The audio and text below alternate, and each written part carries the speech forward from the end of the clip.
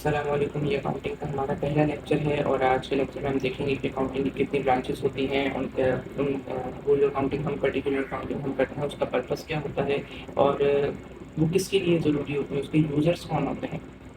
तो अब इसको डिटेल में डिस्कस करते हैं। मेजरली अकाउंटिंग की 4 ब्रांचेस हैं। Financial accounting, cost accounting, management accounting और टैक्स अकाउंटिंग। ठीक है।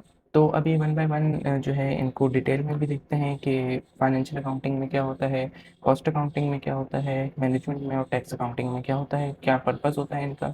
और इसके बाद जो है प्रॉपर एक सीरीज बनाएंगे इनके ऊपर। ठीक है। तो अभी फ़िलहाल इस क्लास के लिए एक बर्ड आई व्यू ले लेते हैं हम चारों ब्रांचेस का। तो सबसे पहले फाइनेंशियल अकाउंटिंग का क्या पर्पस होता है? To provide financial information about a company's performance, financial performance and cash flows. Financial information का मतलब ये है कि वो इंफॉर्मेशन जो मनी मॉनेटरी टर्म में हो, इन टर्म्स ऑफ मनी हो। ठीक है। तो financial performance about a company's performance का यहाँ पे मतलब ये है इनकम स्टेटमेंट। आसान अल्फाज में इनकम स्टेटमेंट को कहा जाता है। फाइनेंशियल पोजीशन मतलब कि बैलेंस शीट। और कैश फ्लो के कितना कैश कहाँ से आया कहाँ से गया, जैसे कि हमने एसेट्स परचेज कर लिए तो अब एसेट परचेज किए तो हमारा कैश वहाँ चला गया होगा। हमने जो पूरे साल सेल की हैं उससे कितना कैश आया, क्योंकि जितनी हमने सेल्स की हैं तो ज़रूरी नहीं है कि वो जितने की हमने सेल्स की हैं उस सब का सब पैसा हमारे पास आ भी गया हो। क्योंकि आपको जो है अभी आगे कॉन्सेप्ट पढ़ेंगे अकाउंट रिसीवेबल का। और नॉर्मली लोगों को पता भी होगा कि उधार के ऊपर जो ट्रांजैक्शंस परफॉर्म होती हैं। ठीक है। तो उधार पे क्या होता है कि हम सेल तो कर देते हैं लेकिन उसका पैसा नहीं आता। तो कैश फ्लोज में हम दिखाते हैं कि यार आपको सेल्स तो इतने की दिख रही है लेकिन इतने का पैसा नहीं आया है हमारे पास।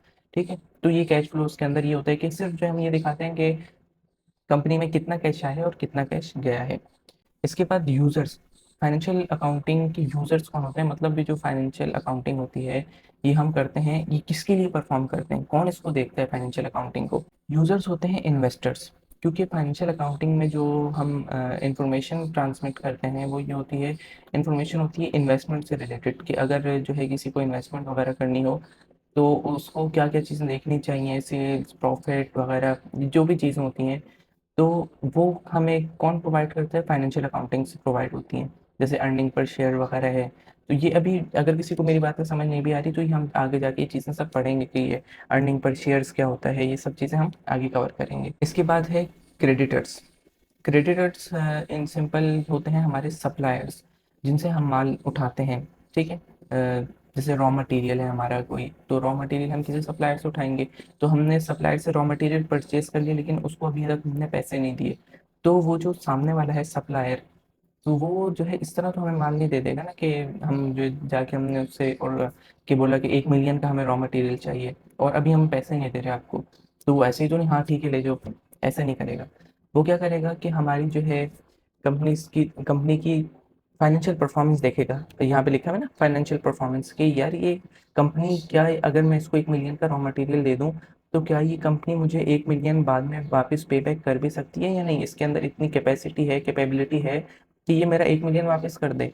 तो वो उसको कहाँ से पता चलेगा? वो फाइनेंशियल अकाउंटिंग से पता चलेगा। वो हमारे जो फाइनेंशियल अकाउंटिंग की जो स्टेटमेंट्स वगैरह बनती हैं उससे पता चलेगा, फाइनेंशियल स्टेटमेंट से पता चलेगा उसको कि ये कंपनी इस लायक है कि इसको जो है उधार के ऊपर चीज़ें सप्लाई कर दी जाएँ।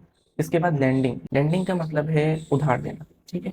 तो उधार देने वाले के लिए भी बनाई जाती हैं। क्यों उधार देने वाले के लिए फाइनेंशियल स्टेटमेंट्स क्यों बनाई जाती हैं? भाई देखो, ज़ाहिर है जो हमें पैसे देगा तो वो ये भी तो देखेगा ना कि ये वापस मुझे कर भी सकता है या नहीं कर सकता। अगर आप किसी को जो है उधार दे रहे हो तो आप ये देखोगे ना कि सामने वाला इस लायक है भी कि जो मैं इसको उधार दे रहा हूँ लेट्स से 1 लाख रुपए का, तो ये मुझे बाद में वापस कर भी देगा या नहीं है। इसके इतने बुरे हालात हैं कि अगर मैंने इसको 1 लाख रुपए दे दिए तो ये वो भी 1 लाख रुपए खर्च कर देगा और फिर मुझे वापस ही नहीं कर पाएगा। और अगर ऐसा कोई शख्स है तो ज़ाहिर है आप उसको पैसे नहीं दोगे। तो same in the case with company के जो लेंडिंग जो करते हैं कंपनी को। अब लेंडिंग कौन करता है? लेंडिंग करते हैं बैंक्स करते हैं। सबसे आसान इसकी मिसाल, तो बैंक्स जो है फाइनेंशियल परफॉर्मेंस देखते हैं कंपनी की, फाइनेंशियल पोजीशन देखते हैं कंपनी की, कि ये कंपनी जो है हमारा कर्ज जो हम दे रहे हैं ये with interest, principal with interest, कि जितना हमने कर्ज दिया है और उसके ऊपर जो सूद है क्या वो हमें पे बैक करने की कैपेसिटी है कंपनी की, क्या कंपनी कैपेबल है कि वो हमें विद इंटरेस्ट हमारे जो पैसे हैं वो वापस कर दे। तो ये होता है फाइनेंशियल अकाउंटिंग का मकसद। अब है कॉस्ट अकाउंटिंग। तो इसका पर्पस है to track, record and analyse cost associated with a company's production और ऑपरेशन। कॉस्ट अकाउंटिंग में हम जो है सिंपल ये एनालाइज कर रहे होते हैं कि किसी चीज़ को बनाने में कितनी कॉस्ट लगेगी। लेट्स से अब ऐसा होता है कि अक्सर जो है मेडिकल वालों के पास जो है एक फार्मूला लोग देते हैं उनको। तो अब फार्मूला जो है डॉक्टर ने दिया है, ठीक है, डॉक्टर ने एक प्रिस्क्रिप्शन दी और वो प्रिस्क्रिप्शन जो है कस्टमर मेडिकल वालों को देता है। तो मेडिकल वालों को देता है, वो जो मेडिसिन है वो ऑलरेडी तैयार नहीं होती, ठीक है। वो कुछ इस टाइप की, इस नेचर की मेडिसिन होती हैं जो हर वक्त तैयार नहीं रखी जाती, वो स्पेशल बनती हैं।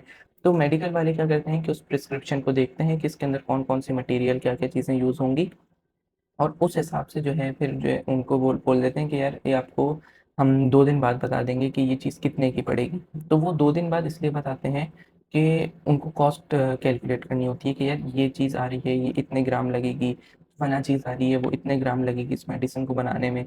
तो फिर वो उन सब की कॉस्ट जो है मिलाते हैं और फिर जो है बता देते हैं कि उनको कितनी कॉस्ट लगेगी, उन्होंने अपना प्रॉफिट कितना रखना है। तो ये जो कॉस्ट के जो जितनी भी बातें हैं ना कि किसी चीज़ को बनाने में कॉस्ट कितनी लगेगी, तो वो सब कवर होता है कॉस्ट अकाउंटिंग में। ये कॉस्ट कितनी लगेगी, क्या है, ये हम फाइनेंशियल अकाउंटिंग या किसी और अकाउंटिंग में नहीं देखते। कॉस्ट वगैरह से रिलेटेड के हमने कितने की चीज़ बेचनी चाहिए, कितने की हमें पड़ रही है, तो ये सारी चीज़ें जो है हम कहाँ देखते हैं, कॉस्ट अकाउंटिंग में। इसके यूज़र्स कौन होते हैं? अच्छा, अब कॉस्ट, सबसे पहले तो ये देखो कि कॉस्ट, आप किसी दुकान पे जा रहे हो कोई चीज़ लेने, तो आपने कोई चीज़ ली, अब वो चीज़ किस तरह बनी, एक मेडिसिन लेने जा रहे हो, पैनाडोल लेने जा रहे हो, तो पैनाडोल वो किस तरह बनी, उसके ऊपर कितनी कॉस्ट आई, क्या ये आपके लिए इम्पोर्टेंट होगा? नहीं, हमारे लिए कोई इम्पोर्टेंट नहीं है। तो जो जनरल पब्लिक है, वो तो इसके मतलब कॉस्ट कितने आ रही है, क्या है, वो जनरल पब्लिक के लिए नहीं है। जो इन्वेस्टर्स हैं, वो क्या वो देखेंगे, पैनाडोल की कंपनी में किसी ने इन्वेस्ट करना है, तो वो देखेगा पैनाडोल कितने की बन रही है, उस हिसाब से वो अपना डिसीजन ले। नहीं, ज़रूरत ही नहीं है। वो बस ऊपर-ऊपर से ही देख ले कि प्रॉफ़िटेबल है कंपनी या नहीं है ना? और वो कहाँ से देखेगा, वो फाइनेंशियल अकाउंटिंग बताती है, फाइनेंशियल स्टेटमेंट्स बताती हैं हमें। ठीक है? तो अब यहाँ पर इसका मतलब ये है कि नॉर्मल यूज़र्स जो इन्वेस्टर्स वगैरह हैं, जो फाइनेंशियल अकाउंटिंग के यूज़र्स थे, वो यहाँ पर तो यूज़र्स नहीं होंगे क्योंकि इस कॉस्ट अकाउंटिंग में उनका काम नहीं है। तो यूज़र्स कौन है? Production manager, cost accountant and executive focused on reducing cost and improving efficiency. इसका मतलब ये है कि कॉस्ट जो है, ये जो कॉस्ट अकाउंटिंग है वो इंटरनली जो कंपनी के लोग होते हैं, उनके लिए की जाती है। फाइनेंशियल अकाउंटिंग में क्या था कि हम कर रहे थे बाहर की जनरल पब्लिक को देने के लिए, क्रेडिटर्स को देने के लिए, लेंडर्स को जो है इंफॉर्मेशन प्रोवाइड करने के लिए, उसके बाद जो है जो हमारे पोटेंशियल इन्वेस्टर्स हैं, जो हमारी कंपनी के अंदर इन्वेस्ट करने के लिए, जो हमारी कंपनी को इन्वेस्ट करने के लिए परस्यू कर रहे हैं, उनके लिए हम क्या करते हैं, फाइनेंशियल अकाउंटिंग। लेकिन कॉस्ट अकाउंटिंग हम किसके लिए करते हैं? प्रोडक्शन मैनेजर कहाँ होता है, कंपनी के अंदर ही होता है ना। कॉस्ट अकाउंटेंट और एग्जीक्यूटिव्स कहते हैं जो अपर लेवल की मैनेजमेंट होती है। तो executive focused on reducing cost, जो मैनेजमेंट है वो, कोई भी मैनेजमेंट कहीं की भी, चाहे वो छोटी सी दुकान की हो या एक बहुत बड़ी कंपनी की हो, उनका क्या मकसद होगा कि वो जो अपनी कॉस्ट है वो कम से कम रखें, क्योंकि कॉस्ट जितनी कम होगी उतना वो अपना प्रॉफिट मार्जिन चार्ज कर सकते हैं। तो अब कितनी कॉस्ट रखनी है, कैसे वो कॉस्ट को कम कर सकते हैं, कितनी कॉस्ट एक्चुअल में आ रही है, कितना जो है उनकी टारगेट कॉस्ट है कि इस जो है फला मटेरियल के ऊपर इतनी कॉस्ट होनी चाहिए। तो ये वाली इंफॉर्मेशन किससे आती है? कॉस्ट अकाउंटिंग से आती है, ठीक है।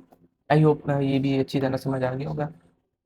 अब नंबर थर्ड पर है मैनेजेरियल या मैनेजमेंट अकाउंटिंग।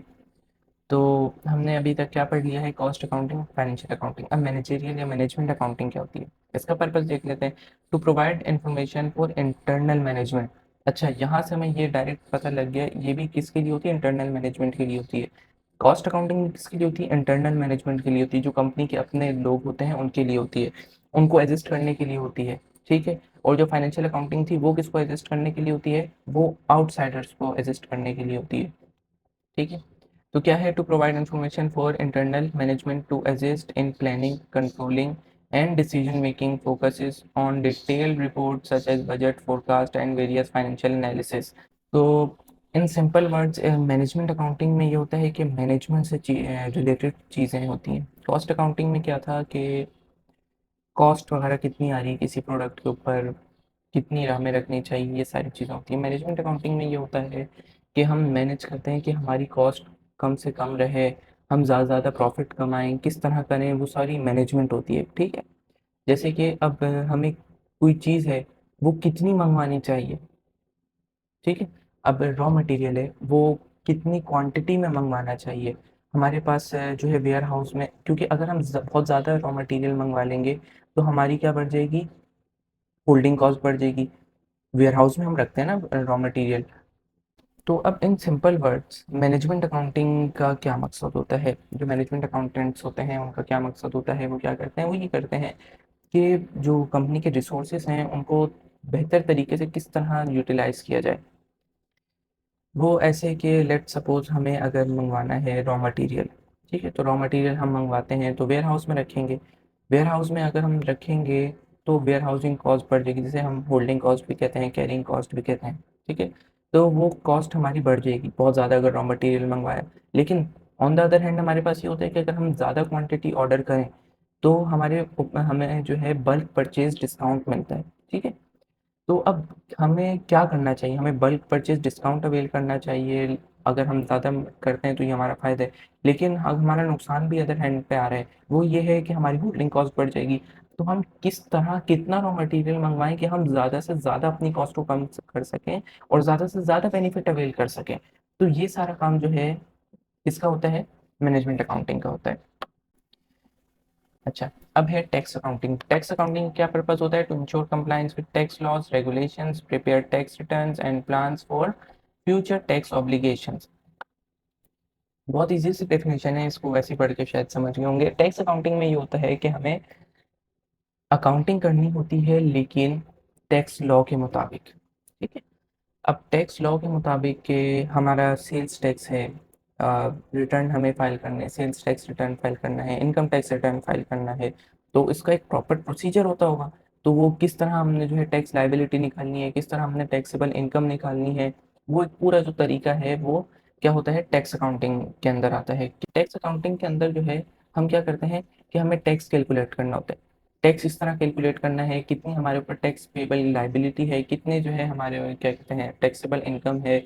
तो ये सारी जो टैक्स से रिलेटेड इन्फॉर्मेशन है वो सब कहाँ कैटर होती है, कौन सी अकाउंटिंग कैटर करती है? Tax accounting. टैक्स अकाउंटिंग का यूजर्स कौन होगा? Internal and external users. Internal management for tax planning and external tax authority, simple FBR वगैरह, फॉर कंप्लायंस पर्पसेस। अच्छा, इंटरनल भी होते हैं और एक्सटर्नल भी। इंटरनल मैनेजमेंट का काम क्या होता है? टैक्स अकाउंटिंग इंटरनल मैनेजमेंट के लिए क्यों ज़रूरी है? वो इसलिए ज़रूरी है क्योंकि उन्होंने टैक्स प्लानिंग करनी होती है कि उन्होंने किस तरह जो है करें कि टैक्स हमारा थोड़ा कम रहे। ऐसा नहीं कि बहुत ज़्यादा टैक्स आ रहा है, बहुत ज़्यादा इनकम जो है हम शो हो गई हमारे से। अच्छा, अब इसका मतलब ये बिल्कुल भी नहीं है कि वो टैक्स इवेजन के तरीके देख रही हैं, किस तरह से टैक्स चोरी किया जाए, ये नहीं है। टैक्स के और भी कुछ जो है लीगल तरीके होते हैं, उनकी बात हो रही है यहाँ पर, ठीक है? तो टैक्स प्लानिंग में वो आता है सब। एंड एक्सटर्नल एक्सटर्नल यूजर्स कौन होते हैं? जो हम टैक्स अकाउंटिंग कर रहे हैं उसको एक्सटर्नल यूजर्स कौन है? वो टैक्स अकाउंटिंग कौन देखेंगे, किसके लिए वो टैक्स अकाउंटिंग यूजफुल होगी? वो एफबीआर के लिए होगी, वो गवर्नमेंट के लिए होगी, टैक्स अथॉरिटीज वगैरह के लिए होगी, और कंप्लायंस पर्पज, ताकि उस कंपनी के ऊपर, उस पर्टिकुलर एंटिटी के ऊपर कंप्लायंस की जाए, टैक्स लगाया जा सके। तो ये थी आज की क्लास और आई होप आपको अच्छी लगी होगी, और इसी तरह हम आगे भी जो है बहुत ज़्यादा लंबी वीडियोस नहीं बनाएंगे। हर कॉन्सेप्ट को जो है एक छोटे-छोटे से पार्ट्स के अंदर डिवाइड कर देंगे और छोटी वीडियोस बनाएँगे ताकि आपको देखने में भी आसानी हो।